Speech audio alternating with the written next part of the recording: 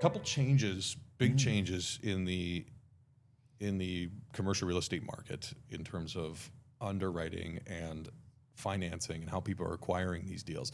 And I know we did a small segment, I believe it was 2 weeks ago or 3 weeks ago, regarding the CMHC underwriting guideline changes. Let's recap those quickly, but I really want to talk about how those are affecting the market. Love it. Right, because now it's been long enough where I think when we released that episode or when we talked about that, it was like, it just happened. And so we actually didn't even know how it was really going to affect the market. But let's dive into that. So Dave, do you want to just give us a quick overview? Yeah, so I've got, I'll pull it up here. There's, this is just a snapshot we put together. So it just shows some of the previous numbers, CMHC benchmarks, and some of the new ones. So just as a high level, guys, this is what CMHC is going to use on your building as a filter for expenses. So you have money coming in, money going out, net operating income, and that's what they're using to derive the loan value for you, okay? So that doesn't mean these are actually what the expenses are going to be, but they're usually pretty accurate. So we've got wood frame and concrete, so that's how they separate them, right? So what is the style of building? We've got maintenance and repairs and maintenance. So previous was 600 or 830 per unit per year.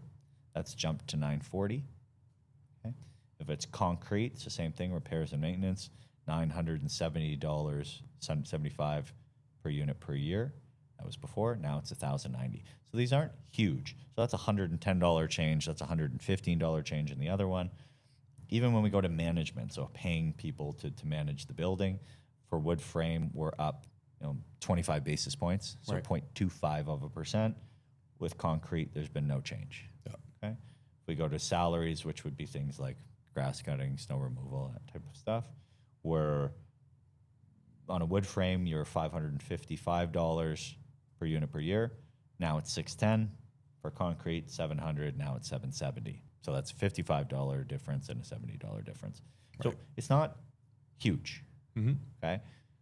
But I think when we talk about the building, and we touched on this briefly on the last episode, when you get a little bit more granular, that's where you start to see the difference. Okay. So if we talk about wood frame 10-unit building, you're not going to see a huge difference. Right. And so we've actually done that because I know we promised people on the last episode we were gonna do that. So we took a look at a 11-unit building in St. Catharines. We ran everything the exact same. So I'm just going to change the price here back. Everything's going to be the exact same. And we're just going to put you on the spot and see if you can figure out what the difference is going to be. So for context, this is a $2.4 million deal. We're writing it at $2.2 million, which is $200 a door, 5.7% cap rate. Okay? Let's ask, do you want to be the old benchmark or the new? I'll go old. You're old. You can do new. I'll be new. Okay.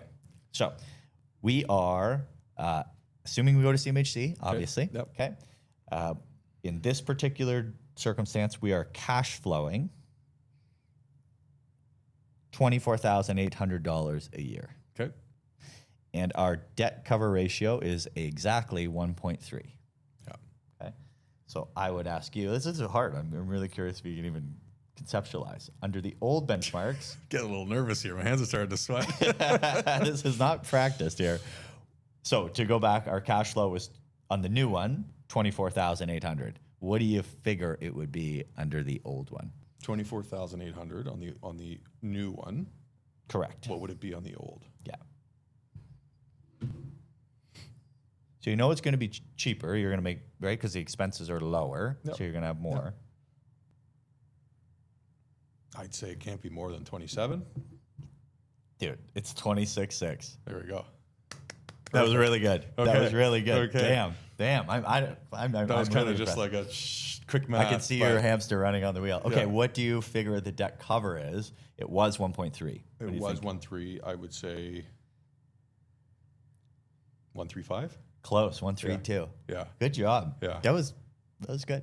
That's how you know you've done enough of these. It's you just can just kind of because it's like it's not huge. It's not huge, but it's enough, right? And so on a deal like this, again, I look at that and I'm like, okay, not the biggest difference, right? But if you're looking at a deal where your LTV or your debt service is constrained, and then this new guideline comes in halfway through doing the deal, mind you, right? That's where this is, I would say this is going to affect the market more so.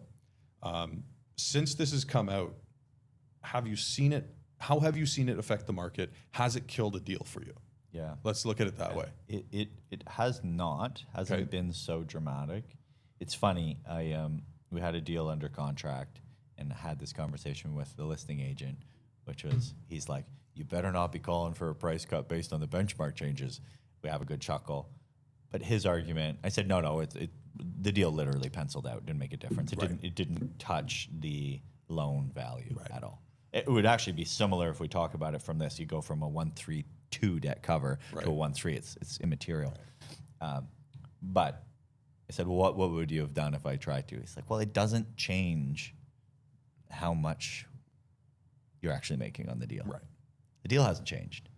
But to your point, if the constraints are such that I, as the buyer, I need to get to 85% loan to value, and this brings me to 82, 83, it could change the metrics of the deal. Yeah, if you're sitting at a 1.2 debt service with the old, You're going and all down. of a sudden now you're at a one something. Yeah. Yeah, now your LTV is going to change. There needs to be a price reduction there or something of that nature. So it does affect that. On the sell side of things, again, I haven't seen it hasn't affected the market massively. It's definitely made my job a little more complicated because I've now had to go back on some of our active listings and actually re-underwrite. Yeah. And then go back to sellers and say, okay, here's the new underwriting. Here's what it looks like now. But no, I haven't had anybody come back for price reduction to answer my own question to you. So I don't know. Like is it more realistic? Are these numbers more realistic than the old numbers? Because I felt the old numbers were pretty accurate, but then at the same time, we've seen taxes increase. We've seen, everything's inflated. Management costs have gone up. Snow removal costs have gone up. So do you feel that this is in line? I do. And I think the smart move with what they're doing is I would rather see CMHC do small increases like this than we wait 3 to 5 years and all of a sudden we get smacked around and there's a huge cascade through the market. Yeah. This is it's almost a talking point, right? Making sure that we're all aligned with what needs to be done. But it's not making a huge difference, especially because the deals are so good right now. Yeah. That there is all this flexibility. Like if you're buying a deal and your debt cover is constrained, it's got to be a very specific deal to do that. Yeah. Maybe it's brand new build type thing. Yeah. But no, I think it's a good move. I think they're getting ahead of it, which is great.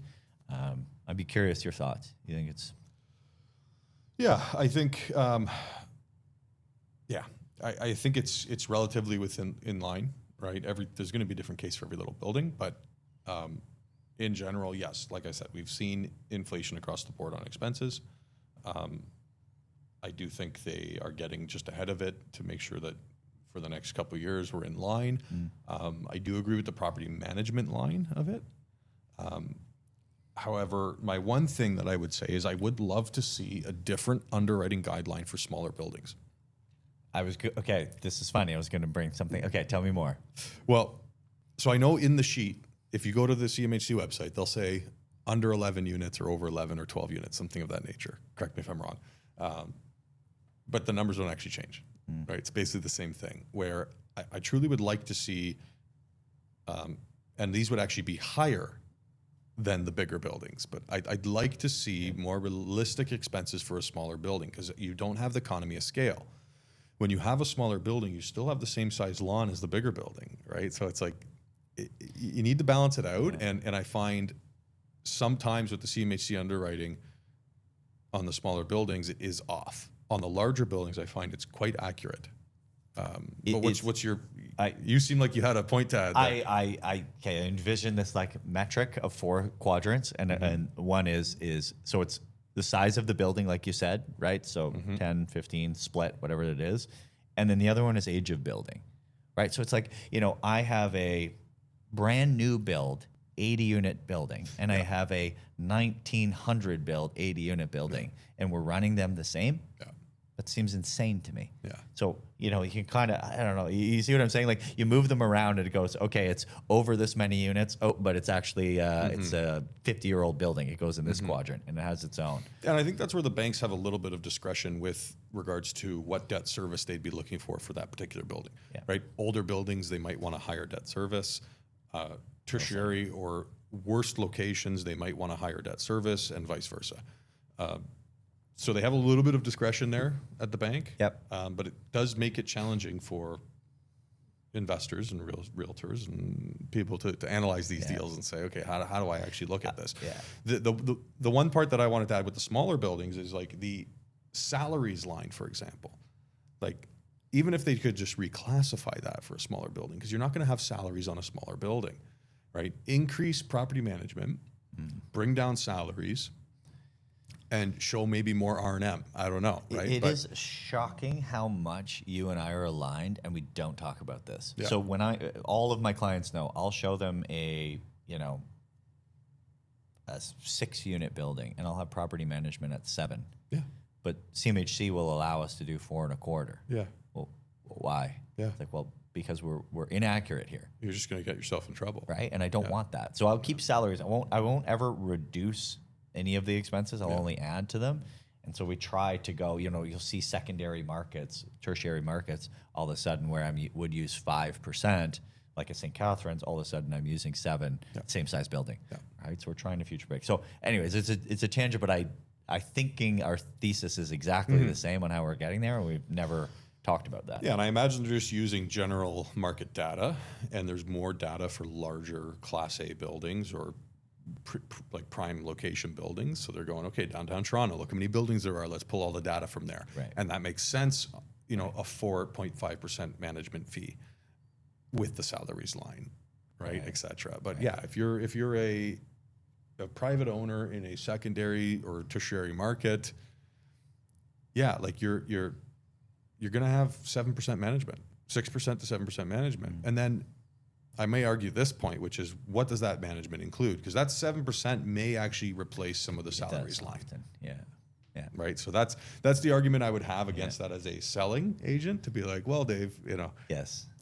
your salaries are still sitting there. Yeah, you're really juicing expenses. Right. Because it's like, sure, you have hallway cleaning, you have garbage removal, grass cutting, snow removal. R&M will take care of the rest.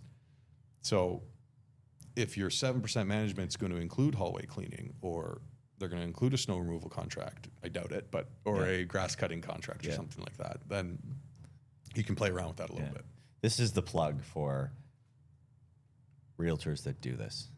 This is a small subset of us that actually do this. This is the stuff we nerd out about. Like, if you rewind the tape on how excited I was that both of our theses were the same. Like, knowing what you're doing here is paramount. It's the same reason that we push our clients to be working with mortgage brokers and lawyers that do this stuff. Because there's all these nuances where even if you just follow kind of the letter of the law and you don't have these types of discussions and you're in a secondary, tertiary market, you could be off and it could be detrimental to a deal. So, as always, like, subscribe, hit the bell, and sign up for the insider list, which is the link below. Get access to all of our off-market listings and conversations like this. Beautiful. Appreciate you sticking around.